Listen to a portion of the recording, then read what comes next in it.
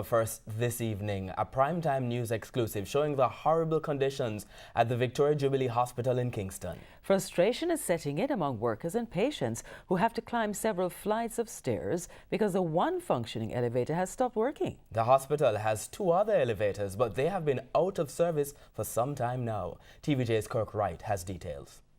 The Victoria Jubilee Hospital is all of 5 stories high, and with none of its 3 elevators working, anyone going beyond the ground floor has to simply foot it.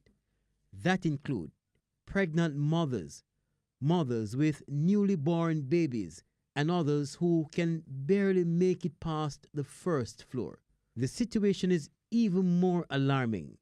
Employees have to take patients upstairs. In this case, a woman on the verge of having baby is being carried up several flights of stairs. Persons with meals for patients and employees carrying bags with infectious materials and other materials for disposal also have to traverse these stairs. The island's sole maternity hospital has 3 elevators. 2 have been out, waiting to be repaired. The only working elevator finally broke down on Monday. Frustration followed.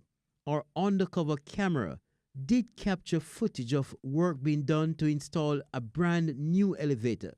Over at the neighboring Kingston Public Hospital, a broken water main yesterday and today an electrical fault on the compound resulted in no water at the hospital. Scheduled surgeries had to be cancelled. For a patient, there's an emotional component. You have to prepare yourself for surgery. Certainly if you are working, you would have had to take leave from your organization or institution. You are admitted, there are costs. Even within a no user fee structure, there are costs that are associated with patient preparation, having been admitted.